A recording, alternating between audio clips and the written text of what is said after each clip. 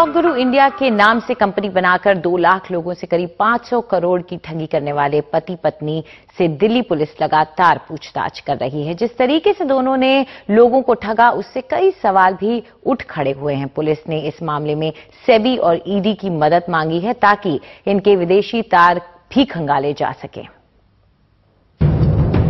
ये तस्वीरें देखिए, अलग अलग चेहरे लेकिन शख्सियत एक।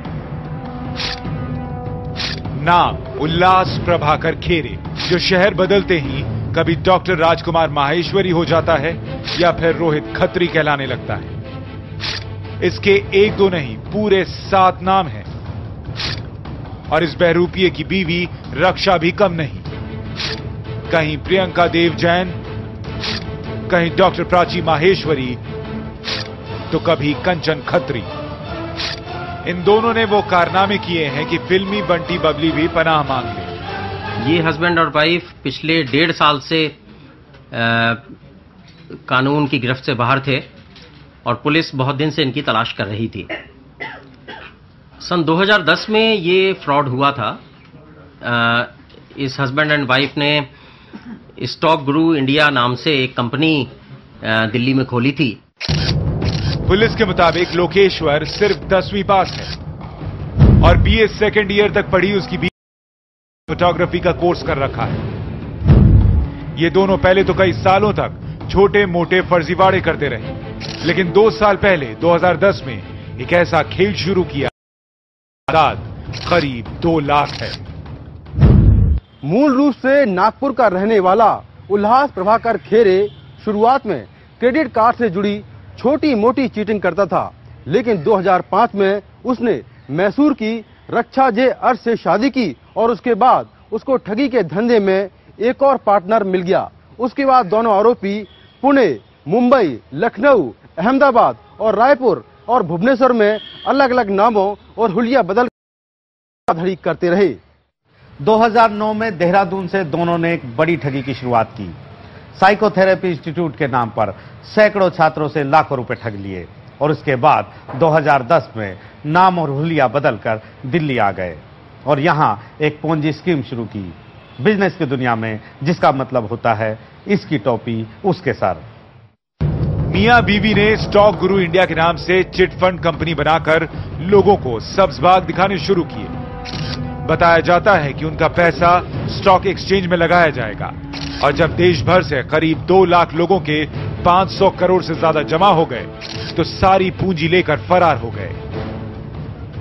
यहां तक कि दिल्ली पुलिस के पास अभी तक 14,000 से ज्यादा शिकायतें आ चुकी हैं। आरोपियों ने लोगों को 1,000 रुपए बतौर रजिस्ट्रेशन फीस देने के लिए कहा, कम से कम 10,000 रुपए जमा करने के लिए कहा, 6 महीने में 20% वापसी की गारंटी दी और इसके बाद के अगले महीने से 6 महीने में मूल वापस होगा, ये बात भी कही। यानी 1 साल में 120% ब्याज का झांसा दिया। अपने बिजनेस को जमाने के लिए दोनों ने कई तरह के पैतरे आजमाए, यहां तक कि वो अपने एजेंटों को 2010 में मलेशिया और सिंगापुर भी ले गए। जाहिर है जो सपने दिखाए जाते उसे देखकर लोगों का मन डोल जाता, लेकिन 500 करोड़ जमा होते ही दोनों आरोपी सारा कारोबार समेटकर फरार हो गए और लोग अपने खून पसीने की कमाई गंवाकर उन्हें तलाशते रहे। बस मैं ये कहना चाहूंगा, इन्होंने बहुत लोगों का 2 लाख लोगों का इन्होंने पैसा खाया हुआ है। 2 लाख लोग जिन्होंने अपने घर बेच के इंटरेस्ट लेके सोना गिरवी रख के इन्होंने पैसा लगाया है। सब लोग ढूंढ रहे हैं, मर रहे हैं। मैं आपको बता नहीं सकता, सारे लोग हमारे टच में हैं। उन सबको मैंने बता दिया कि ये पकड़ा गया। बहुत खुश हैं। दिवाली पे हमें बहुत खुशी हो रही है। सर इतने लोग ऐसे इस तरीके से झगड़ेंगे सर होटल वाले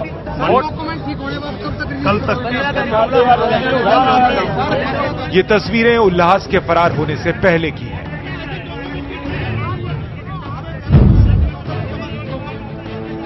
जलवा देखिए और कॉन्फिडेंस भी। किसी फिल्म स्टार की तरह प्राइवेट गार्ड्स और गाड़ियों का काफिला। लाइफस्टाइल देखकर कोई भी धोखा खा जाए।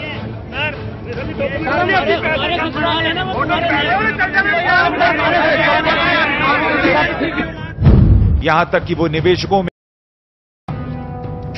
और जीतने वाले को ट्रॉफी देता। ये तस्वीर उसी ड्रॉ की है और ये देखिए स्टॉक गुरु इंडिया के कार्यक्रम में शामिल हुई बॉलीवुड हस्तियां। ये कम से कम 3 गाड़ी में चलता था, खुद मर्सिडीज में चलता था, आगे पीछे फॉर्च्यूनर होती थी, दोनों फॉर्च्यूनर में कम से कम 8 से 10 बॉडीगार्ड्स होते थे। जब भी उतरता था इसके हाथ में रोलेक्स घड़ी, अच्छे से अच्छा मोबाइल, इसको घेर के बॉडीगार्ड चल देंगे, इससे बात नहीं कर सकते। अगर आपने इससे बात करनी है तो आप इनके एजेंट से मिलिए, वो आपकी 1-to-1 मीटिंग करवाएंगे अलग से। अगर आप वो भी तभी करवाते हैं अगर आप 10 लाख या उससे 50 लाख तक की इन्वेस्टमेंट करना चाहते हैं। 10 लाख से नीचे इन्वेस्टमेंट करना चाहते हैं तो आपको खिड़की पे ही जाके पैसे जमा करवाने पड़ेंगे। 2010 में शिकायत मिलने के बाद दिल्ली पुलिस ने छानबीन शुरू कर दी, लेकिन दोनों फरार हो चुके थे। दोनों आगे आगे और पुलिस पीछे पीछे। इस दौरान इन्होंने करीब 1 दर्जन ठिकाने बदले और जब पकड़ में आए तब तक पुलिस करीब 10 लाख रुपए खर्च कर चुकी थी। आखिरकार दोनों पुलिस के हत्थे चढ़े महाराष्ट्र के रत्नागिरी से।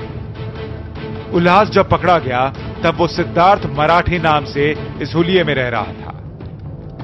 दिल्ली में वो लोकेश्वर देव के नाम से रहा, गोवा में लोकेश्वर वीर देव नाम से, बेंगलुरु में रोहित, मुंबई में सिद्धार्थ मराठे, उसकी पत्नी रत्नागिरी में माया मराठे, दिल्ली में प्रियंका सारस्वत देव के नाम से और बेंगलुरु में रक्षा अलग अलग हुलियों में रही। इस झूठी आइडेंटिटी से इन्होंने पासपोर्ट भी बनवा लिया था। एक बार एब्सकॉन्ड करने के बाद जब ये यहां से चले गए तो पता चला कि और डिफरेंट आइडेंटिटीज में ये और शहरों में रहे।